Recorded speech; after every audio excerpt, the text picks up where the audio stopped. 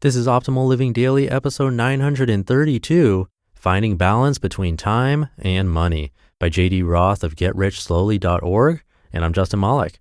Happy Saturday. Welcome to one of the only podcasts in the world where blogs are narrated to you for free with permission from the authors.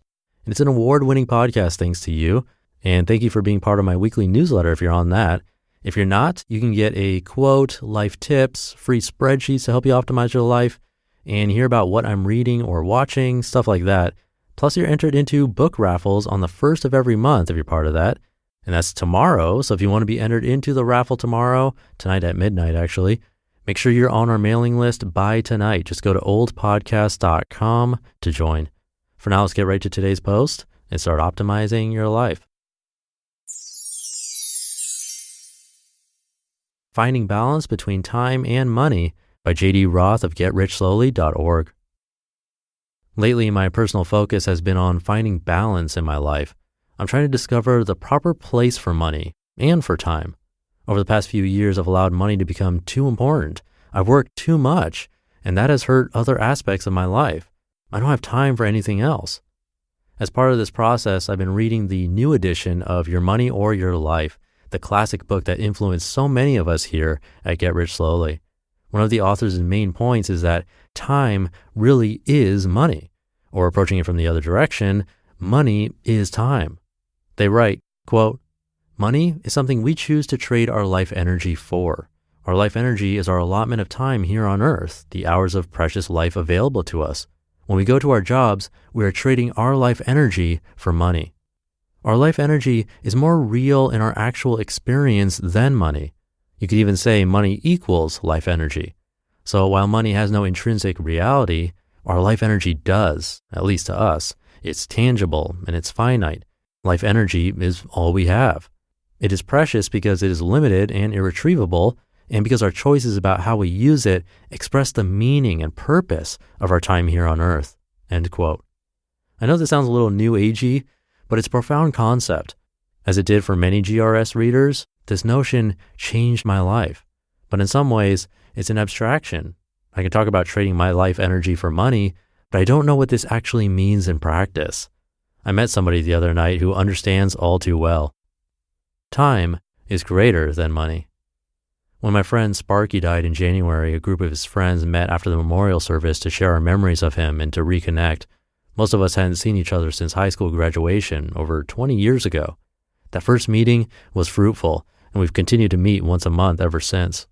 We got together again last Friday, and this time Jonathan made an appearance. Jonathan was a good friend in junior high and high school, but I haven't seen him since we graduated. He's one of those people who just seem to fall off the face of the earth. We spent some time Friday catching up.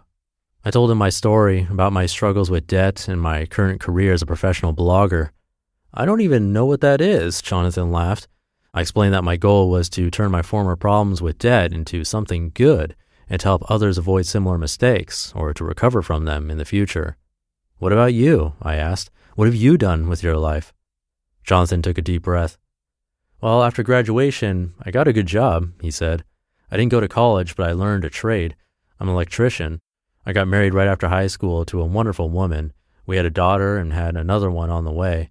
We were married for almost 8 years, but then they both died during childbirth." "Oh my God, Jonathan," I said. My heart ached for him. "Yeah," he said. "We were deeply in love, and when I lost her, I was no good for a long time. I've managed to turn things around in the last 10 years, but for a while, it was a real struggle." He paused for a moment and then added, "Earlier you were talking about money. Here's the thing about money. I'm not willing to sell my life anymore. When I was young, I was willing to work 60 hours a week or more. I was making gobs of money. We had a house and all the stuff that went along with it. I wanted more. I had plans and dreams. But that ended in an instant. All of that vanished when my wife died. It just didn't matter anymore. I've often thought that if there were some way I could buy back time with her, I would. I'd go deep into debt. I think anybody would. And that's what people don't understand. I could work 60 hours a week now too, but I refuse to do it. I'm offered promotions, but I turn them down. These aren't the things that are important to me. Time is important. Family is important. Life is important.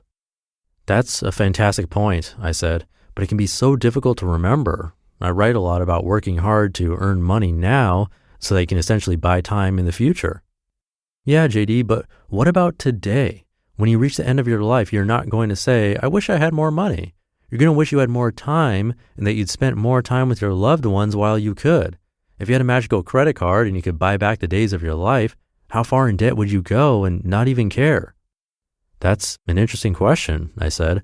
I guess ultimately we each need to find a balance between time and money. That's what's tough. Choosing time. Jonathan has lived through the sort of thing that many of us only have nightmares about. He now has an innate understanding of the life energy concept described in Your Money or Your Life. His story affected me deeply. In fact, his words changed my behavior later that very night. As our group moved from restaurant to bowling alley to karaoke bar, I was tempted to go home. I needed to write. I needed to work. I didn't have anything ready for Get Rich Slowly. I was about ready to say my good nights. Then I thought of what Jonathan had said earlier about the importance of time over money. When I was on my deathbed, which memory would I treasure? That I had gone home to write about money? Or that I had watched Jonathan belt out Queen's Crazy Little Thing Called Love? That question was easy to answer. I stayed out late, watching my friends laugh and sing. You just listened to the post titled Finding Balance Between Time and Money by J.D. Roth of GetRichSlowly.org. I'll keep this ending nice and short for you today. I'll just mention one more time that if you want to be in the book raffle happening at midnight tonight, come join my free weekly newsletter at oldpodcast.com. Thank you for being here and listening every day, including the weekends. And I'll be back tomorrow where your optimal life awaits.